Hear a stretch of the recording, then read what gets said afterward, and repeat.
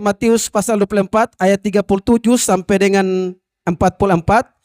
Sebab sebagaimana halnya pada zaman Nuh, demikian pula halnya kelak pada kedatangan Anak Manusia. Sebab sebagaimana mereka pada zaman sebelum air bah itu makan dan minum, kawin dan mengawinkan, sampai kepada hari Nuh masuk ke dalam batra. 39. Dan mereka tidak tahu akan sesuatu sebelum air bah itu datang dan melenyapkan mereka semua. Demikian pula lah hal kelak pada kedatangan Anak Manusia. Pada waktu itu, kalau ada dua orang di ladang, yang seorang akan dibawa, yang lain akan ditinggalkan. Kalau ada dua orang perempuan sedang memutar batu kilangan, yang seorang akan dibawa dan yang lain akan ditinggalkan. Karena itu, berjaga-jagalah, sebab kamu tidak tahu pada hari mana Tuhanmu datang. 43. Tetapi ketahuilah ini, jika tuan rumah tahu pada waktu mana malam hari pencuri akan datang, sudahlah pasti ia berjaga-jaga dan tidak akan membiarkan rumahnya dibongkar. 44. Sebab itu hendaklah kamu juga siap sedia, karena Anak Manusia datang pada saat yang tidak kamu duga. Bapak Ibu yang dikasihi Tuhan, tentu bagian firman Tuhan ini kita sudah baca berulang-ulang kali.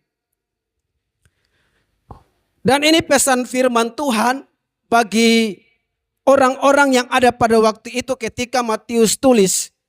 Matius ini pemungut cukai yang menyerahkan diri kepada Tuhan, dan dia bukan hanya ikut Tuhan saja, tapi dia punya kesempatan untuk menulis peristiwa-peristiwa yang pernah terjadi di Perjanjian Lama, untuk dia sampaikan kepada orang-orang generasi di bawahnya dia atau generasi yang akan datang, yaitu kita. Ini adalah firman Tuhan yang datang kepada kita sebagai nasihat. Supaya apa? Supaya kita berjaga-jaga. Sangat penting bagi kita untuk berjaga-jaga. Kalau kita baca di ayat yang ke-37, firman Allah berkata, sebab sebagaimana halnya pada zaman Nuh, demikian pula halnya kelak pada kedatangan Anak Manusia. Artinya keadaan yang sama pada zaman Nuh akan terjadi ketika Tuhan Yesus datang kedua kali. Kalau kita nih Natal nanti nih, kita sedang memperingati kedatangan Tuhan Yesus yang pertama. Datang sebagai apa? Datang sebagai bayi. Datang untuk mati bagi kita. Tapi kedatangan anak yang kedua, kedatangan Tuhan Yesus yang kedua kali, itu datang sebagai raja sekaligus datang sebagai hakim. Kedatangan Tuhan Yesus yang kedua kali nanti yang kita sedang menunggu. Kita sedang menunggu ini zaman ini berakhir. Dari zaman yang berakhir ini, Matius tulis kepada kita supaya kita orang-orang jangan sama seperti orang-orang yang ada di zaman Nuh. Kenapa Matius contohkan ini? Karena ini salah satu orang-orang yang mereka tidak peduli dengan pemberitaan kebenaran firman Tuhan.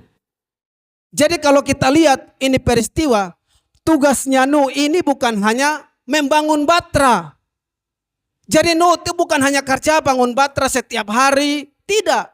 Nuh juga melayani, memberitakan firman Tuhan. Dan jikalau Allah tidak menyayangkan dunia purba, tetapi hanya menyelamatkan Nuh, pemberita kebenaran itu, dengan 7 orang lain. Ketika ia mendatangkan air bah atas dunia, orang-orang fasik. Jadi Bapak Ibu yang dikasihi Tuhan, melalui firman Tuhan catatan Petrus ini, Nuh bukan hanya membangun batra, tapi Nuh juga memberitakan firman Tuhan kepada orang-orang pada waktu itu. Tapi kita lihat apa yang terjadi kepada orang-orang itu pada waktu Nuh. Ayat 38. Sebab sebagaimana mereka pada zaman sebelum air bah itu makan dan minum, kawin dan mengawinkan, sampai kepada hari Nuh masuk ke dalam batra. Jadi kita lihat, Nuh melayani mereka, Nuh menyampaikan firman Tuhan kepada mereka, tapi mereka cuma sibuk. Mereka hanya melakukan apa yang mereka ingini dalam hati. Mereka sibuk cari segala sesuatu. Tidak salah orang cari makan, cari minum. Itu harus. Justru itu penting, justru itu alkitabiah. Tapi beda dalam hal ini seperti Nuh. Sampai apa yang Nuh sampaikan kepada mereka, kalau air bah itu akan tiba, mereka lupa. Mereka lupa, mereka tidak ingat apa yang Nuh pesan kepada mereka. Ini firman Tuhan sebagai kesadaran bagi saya dan Bapak Ibu yang lagi sibuk-sibuknya cari hidup, cari segala sesuatu. Supaya ingat ternyata ada di zaman Nuh orang-orang seperti kita ini. Yang mereka tidak peduli dengan pemberitaan Nuh. Padahal tugas Nuh bukan hanya bangun batra. Tapi Nuh juga menyampaikan firman Tuhan kepada mereka selama berapa tahun? Alkitab tidak tulis, kurang lebih 100 tahun. 100 tahun menurut jemaat Tuhan itu waktu yang singkat atau lama. Ada di sini yang sudah 80 tahun? Belum ada tuh, 100 tahun. Bayangkan saja. Nuh pelayanan selama 100 tahun. Ayat ke-39 kita baca sama-sama dulu. Dan mereka tidak tahu akan apa? Akan sesuatu. Bapak Ibu bayangkan. Nuh sampaikan selama 100 tahun. Bisa loh ada mereka tidak tahu sesuatu. Pelayanan yang Nuh sampaikan kepada mereka berhari-hari, bertahun-tahun, bahkan sampai 100 tahun. Mereka tidak tahu sesuatu. Sampai Nuh masuk ke dalam batra, cuma mereka tidak tahu. Padahal sebenarnya itu tanda bagi mereka supaya mereka tahu air bah akan datang. Dan mereka tidak tahu akan sesuatu sebelum air bah itu datang dan melenyapkan mereka semua. Demikian pula lah halnya kelak pada kedatangan anak manusia. Bapak Ibu renungkan baik-baik. Tuhan Yesus datang nanti. Ada orang-orang seperti zaman Nuh yang mereka tidak tahu Tuhan mau datang. Amin. Mereka tidak tahu. Justru ada orang-orang yang mereka tidak mau dengar firman Tuhan. Mereka bilang datang kepada Allah itu apa? Apalagi kalau orang sudah terlanjur banyak uang. Orang membutuhkan Tuhan cuma dua. Dia lagi ada di ranjang orang sakit, atau memang dia lagi dalam masa kesesakan. Kalau dia lagi ada uang, memang ada orang kaya juga yang takut akan Tuhan. Tapi kebanyakan orang kalau lagi kaya, lagi punya sesuatu, Tuhan dia geser. Mari kita lihat di firman Tuhan. Tetapi kata mereka kepada Allah, pergilah dari kami. Kami tidak suka mengetahui jalan-jalanmu. 16, 15. Yang maha kuasa itu apa? Sehingga kami harus beribadah kepadanya. Dan apa manfaatnya bagi kami kalau kami memohon kepadanya. Jadi Bapak Ibu bayangkan. Ada orang-orang seperti ini. Ini Ayub tulis sudah lama. Tapi Bapak Ibu tahu. Di zaman sekarang ada orang-orang seperti yang ditulis Ayub ini. Jadi kalau ada orang berkata Allah itu apa? Keuntungan kami datang ibadah apa? Itu firman sudah tulis. Kalau Bapak Ibu baca dari ayat yang ke-7, orang-orang ini orang-orang yang punya segala sesuatu. Bahkan mereka mati pun mereka mati baik-baik. Anak mereka tumbuh bagus, cucu mereka bertumbuh bagus, mereka kaya. Tapi kalau Bapak Ibu baca nanti sampai ayat yang di bawah, bagaimana Tuhan buat mereka sampai keturunan mereka pun binasa. Bapak Ibu yang dikasihi Tuhan, Bapak Ibu mari renungkan ini kehidupan. Biarlah kita seperti orang-orang yang seperti keluarga Nuh lah. Kalau kita lihat bagian firman Tuhan ini luar biasa. Ada orang-orang yang tidak menganggap Tuhan. Karena apa? Mungkin mereka lagi bercukupan. Mungkin mereka lagi ada uang. Mungkin mereka lagi sehat. Mereka bisa kemana saja. Tapi ketika mereka datang kepada Allah. Seperti pemazmur berkata. Betapa binasa mereka dalam sekejap mata. Lenyap habis oleh karena apa? Kedahsyatan Tuhan. Jadi kita lihat ini orang-orang yang mereka tidak peduli dengan Tuhan. Sampai Tuhan datang pun mereka tidak tahu. Berbahagialah saudara. Yang lagi susah-susahnya.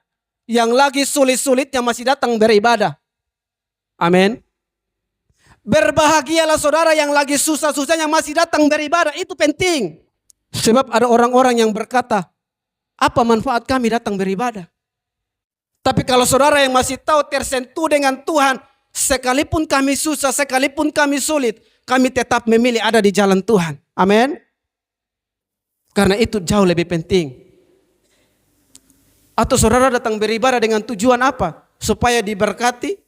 Atau supaya saudara punya usaha lebih lancar, lebih baik, lebih diberkati atau apa. Tapi biarlah saudara datang ibadah dengan motivasi. Sekalipun saya susah, sekalipun saya sulit, saya masih ada di jalur Tuhan. Kalau saudara baca Mazmur 37 ini juga gambaran orang-orang yang lagi ada di posisi baik. Sampai mereka menolak yang Maha Kudus. Seperti Ayub tadi.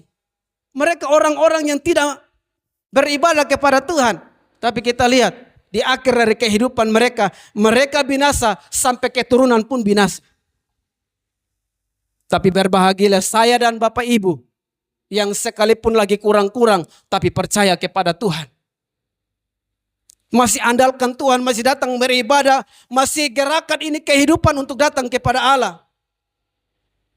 Bersyukurlah kepada Tuhan. Ayat yang ke-40. Pada waktu itu kalau ada dua orang di ladang, yang seorang akan dibawa, yang lain akan ditinggalkan. Bapak Ibu yang dikasihi Tuhan.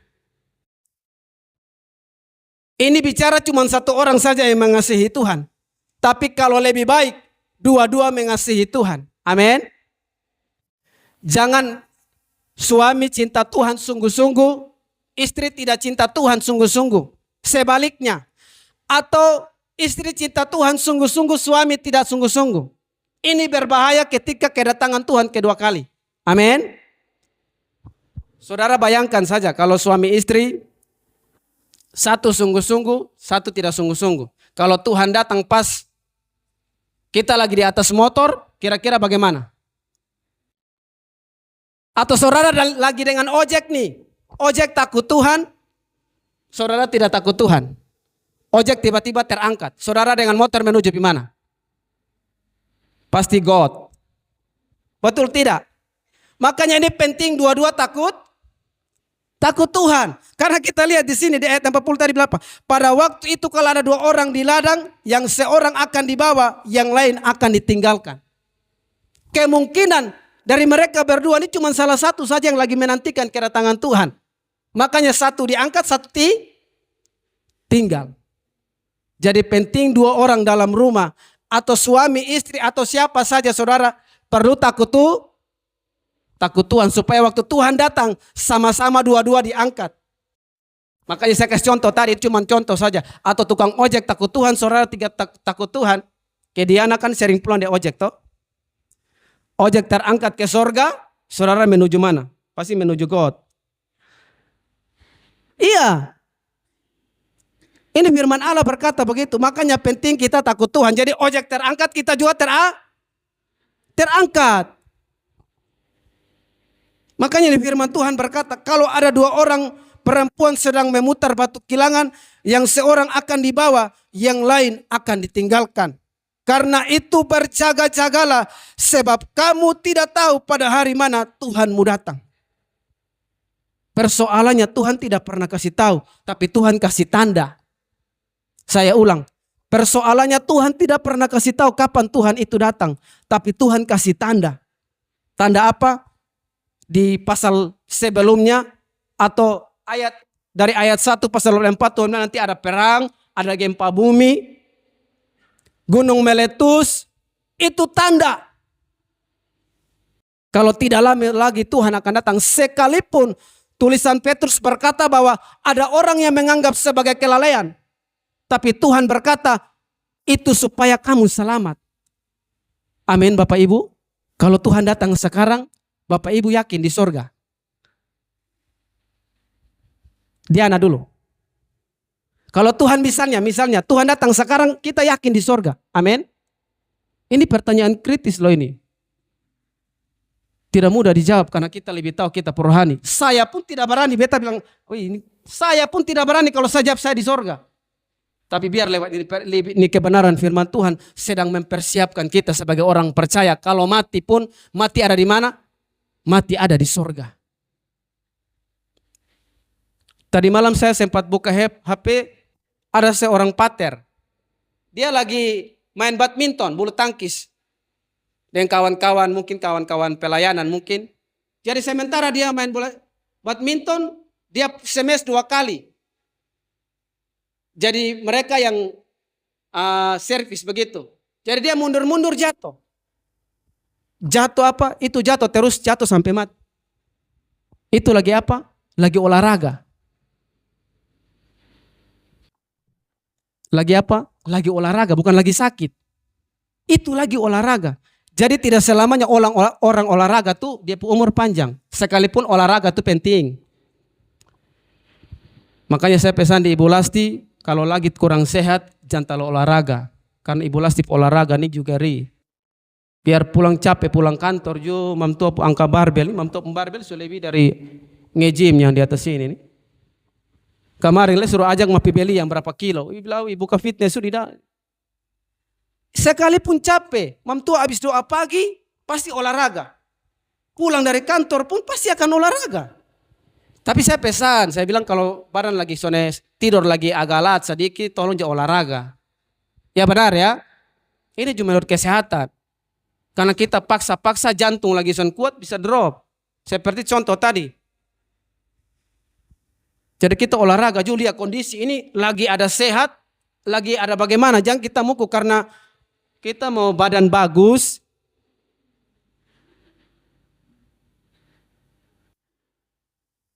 Karena kita tidak sehat. Saya kasih tahu sebagai bukti mengasihi.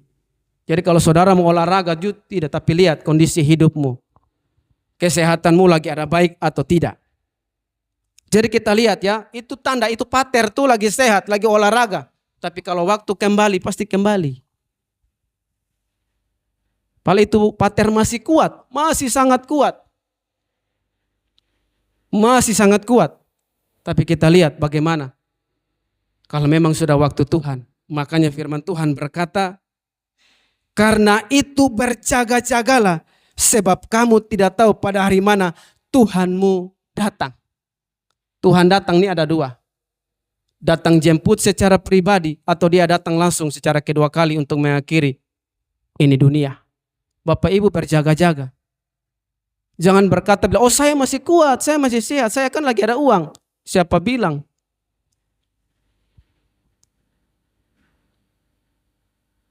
Tuhan itu bisa datang kapan? Kita semua ini lagi tunggu nomor antrian. Saya pakai istilah satu pendeta. Jadi saudara jangan pukul dada, oh saya masih kuat. Kalau saya kan ada pergi jualan, saya kan ada pergi cari uang. Saya, oh siapa bilang? Saudara mesti waspada dari ini hidup. Termaksud saya. Sebab sewaktu-waktu Alkitab berkata, hidup itu seperti uap. Mama-mama pernah masuk air panas toh? Angka itu panci, uap. Hilang sebentar. Bukan langsung hilang, hidup tuh begitu. Kalau saudara tidak terlalu sibuk, habiskan waktumu dengan Tuhan. Amin. Jangan sumakan ini berkat, terima uang, dapat kerja, capek. Bukankah saudara pernah berdoa sampai menangis, Tuhan kasih saya kerja. Tapi dapat kerja hilang. Saudara dari mana? Bukankah saudara pernah ditolong Tuhan dalam kesusahan? Kalau lagi ada berkat, terima berkat tuh ingat Allah. Amin. Ya ini beta kasih pacu kembali supaya saudara jangan terlalu nyaman. Takutnya saudara terlalu nyaman, saudara lupa seperti orang-orang di zaman ini. Sampai Tuhan datang mereka tidak tahu sesuatu. Sampai pesan firman Allah dari gembala, dari pengkhotbah, mereka lupa. Mereka anggap bila apa? Manfaat apa datang beribadah? Seperti catatan Ayub tadi. Karena apa? Mereka sumakan berkat Tuhan sampai mereka tidak tahu lagi mengucap syukur kepada Tuhan. Saya berharap kepada saudara yang lagi bergumul atau apa dan Tuhan pernah tolong, ingat. Seperti Tuhan ingatkan Yakub. Tuhan sudah tolong dia. Dia pernah berjanji bangunkan mesbah. Dia lupa 20 tahun. Tuhan ingatkan dia, kamu janji apa? Kembali. Dia kembali bangun mesbah. Jadi saudara yang diberkati Tuhan tolong. Jangan saudara sudah naik motor bagus, sudah tahu bagaya, saudara lupa Tuhan. Saudara jangan anggap remeh ini firman. Takutnya saudara terlalu nyaman. Saudara akan binasa seperti orang zaman Nuh. Sampai Nuh bilang masuk, masuk. Mereka ada di mana? Mereka mungkin lagi ada di mall. Atau mungkin mereka ada lagi senang-senang. Sampai air bah tutup mereka bingung bagaimana. Yang selamat siapa? Nuh dan keluarga. Saudara mau binasa atau saudara mau selamat?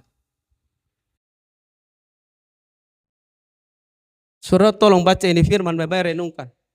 Ini pesan penting. Saudara jangan datang ibadah supaya gereja Tuhan di sini, ini bangunan sebegini mewah, Kotong lagi bergumul untuk memasang sound system nanti. Baru saudara rohani, saudara kasih mati. Sampai orang pun gereja orang. Saudara tahu Ko Abin yang dia bapak lagi meninggal sekarang. Yang punya toko bangunan Anugerah nih. Itu Tuhan buat dia. Sampai sekarang dia kalau tidak datang gereja tuh dia menyesal. Sekalipun tidak ada ibadah. Itu orang kaya tuh. Ko Abin yang di depan. Sampai Tuhan buat dia bagaimana supaya dia cinta Tuhan sungguh-sungguh. Sampai dia bilang kalau saya tidak datang gereja satu hari itu, sekalipun tidak ada ibadah, sekalipun hanya datang pilih-pilih sampah. Sampai Tuhan buat dia dan istri dokter. Jadi dia bilang kami hari Minggu, malam Minggu tuh kami tidak ada malam Minggu lagi. Kami malam Minggu tuh di gereja. Kami sharing dengan dia tuh sampai waktu fellowship kemarin di Pak Jackson. Sampai Tuhan buat dia punya hati. Sampai dia bilang, kalau saya sudah tutup gereja, tutup ini toko, istri sudah tahu saya kemana. Pasti ujung-ujung ke gereja. Jadi istri tidak komentar, jadi istri mau belajar dewasa di dalam Tuhan. Dia bilang, oh dia mau pergi gereja. Sekalipun tidak ada pelayanan, sekalipun tidak ada ibadah, dia cuma datang untuk rapikan gereja. Hanya pilih sampah. Tapi sekarang Tuhan pakai dia. Kalau saudara pergi Pak Jackson pun gereja, itu gereja sekarang bagus. Itu Tuhan pakai dia tuh. Yang di belakang dulu pembuangan sampah. Waktu kami fellowship kami kaget. Itu tuh sampah dulu. Tapi beliau buat rata di situ luar biasa. Sekalipun Tuhan pernah proses dia. Waktu dia pesan barang untuk kasih masuk dalam toko bangunan tuh ada ratusan juta. Itu pun dia utang. Dia utang ratusan juta. Sampai pada waktu tanggal mau bayar. Dia bingung mau bayar pakai apa. Tapi ketika malam itu dia lagi bingung. Ada satu pastor telepon dia. Telepon dia sambil, Pak posisi di mana? Saya lagi posisi ada di Atambua. Pak bisa datang kok kerja saya punya atap. Padahal bangunan belum ada. Tapi mereka telepon suruh kerja dia punya atap. Ini belum pernah ketemu. Belum pernah lihat ini pater yang mana. Tapi ini pater telepon tiba-tiba malam. Besok tolong datang saya di Kefa. Bapak Ibu tahu waktu ketemu kok Abin bingung. Kok ini bangunan tidak ada saya mau kerja atap di mana? Waktu mereka cerita, ini pater bilang, saya ada mau bangun satu bangunan. Tapi uang untuk bangunannya tidak ada. Saya baru dapat 500 juta untuk atap. Ini pater serahkan, ini uang 500 juta, kok Abin bingung. Aduh ini pater percaya saya. Pater belum pernah kenal. Tapi cara Tuhan itu luar biasa. Dia lagi mau melunasi, dia punya utang yang dia ambil banyak. Dia punya bahan, ini dia yang cerita. Sampai dia akhirnya pater kasih dia uang 500 juta, tunggu bangunan selesai. Akhirnya barang yang dia beli kemarin itu semua terpakai. Cara Tuhan luar biasa. Cara Tuhan luar biasa buat dia. Makanya dia bilang sekarang ini saya sudah bilang kalau Tuhan buat apa-apa saya sudah pusing lain. Tuhan mau bawa saya mana saya ikut saja. Sampai sekarang dia mau diminta untuk jadi gembala GMS Pilih Mantova. Tapi waktu dia mau ambil keputusan Tuhan bicara di dia. Tuhan ingatkan saya di hati bilang 13 tahun kamu dengan Pak Jackson. Kamu buat apa di ini pelayanan? Jadi dia cuma nanya diam. Karena mereka minta itu 2 kali. Waktu jumpa dari Timor Leste datang di sini dia yang jemput.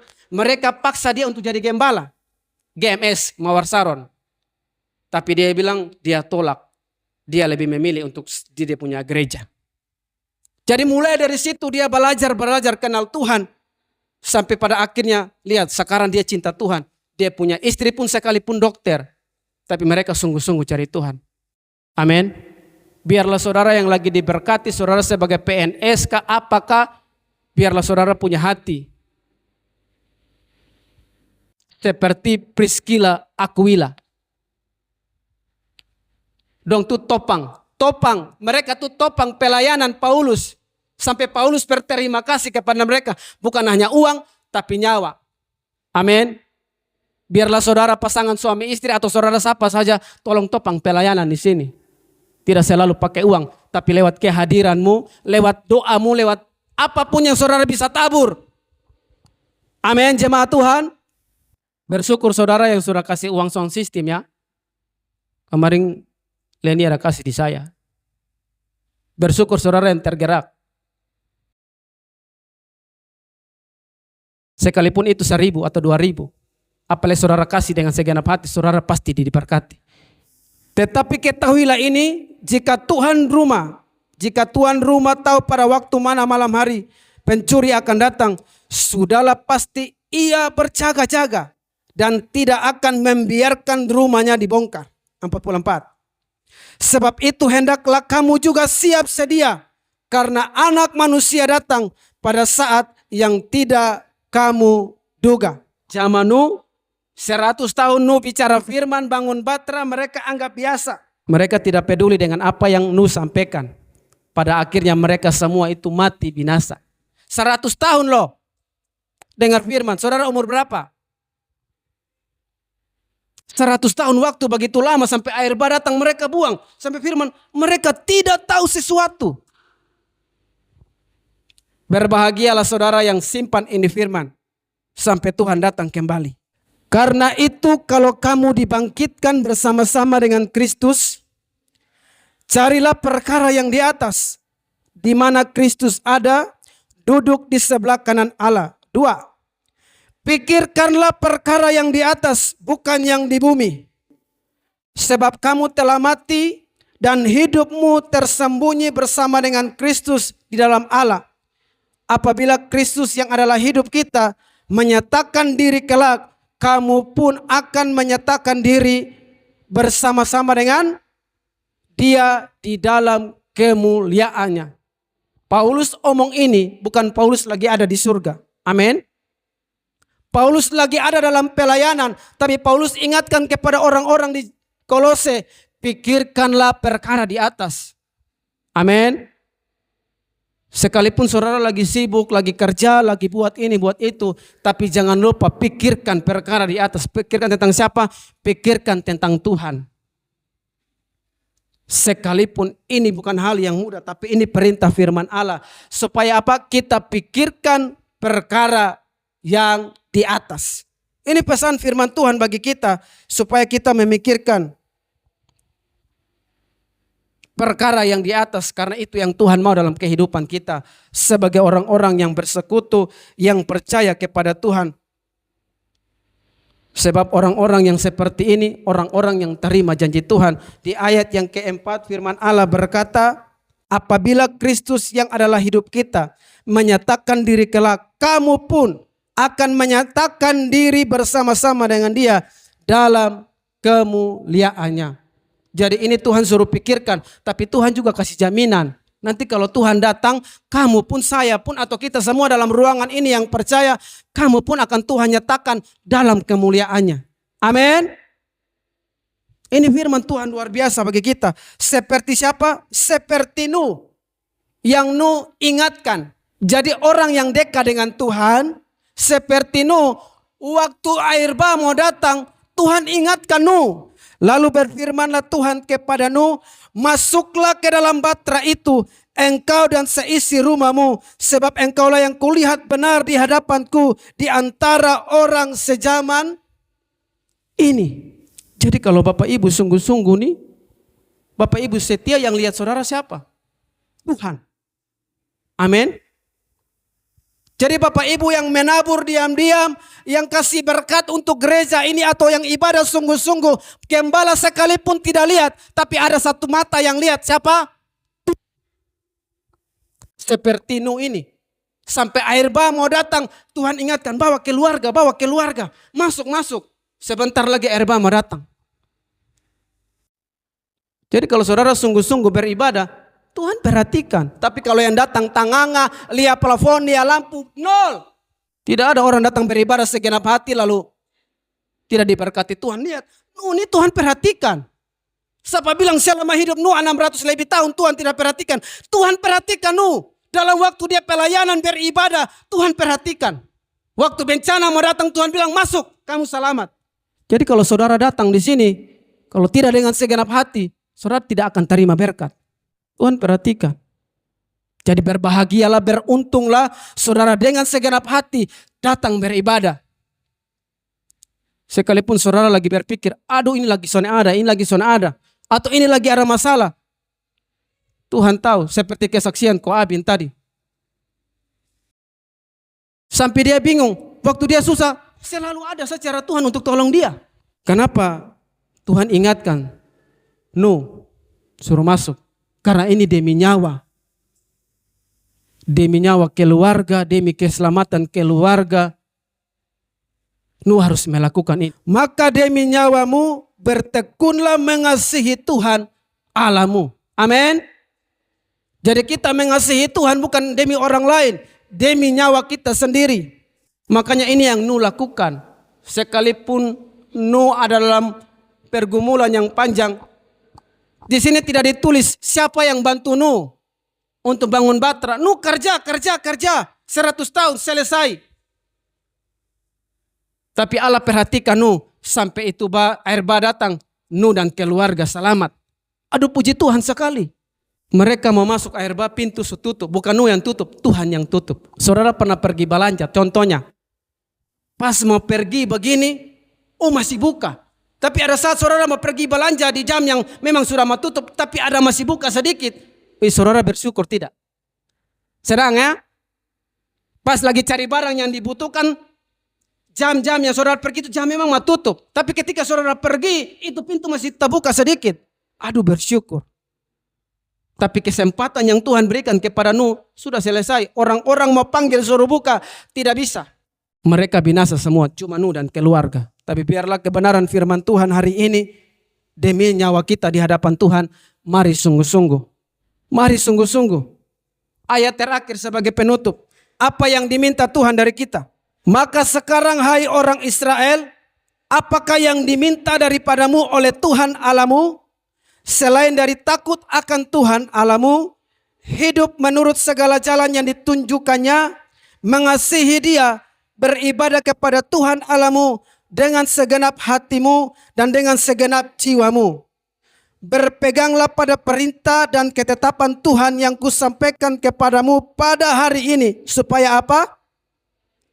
Supaya baik keadaanmu. Amin. Jadi Tuhan minta suruh mengasihi, suruh lakukan ini supaya apa? Keadaan kita baik. Sekalipun nanti iring Tuhan tidak baik, tapi saudara akan temu yang Tuhan kasih jauh lebih baik.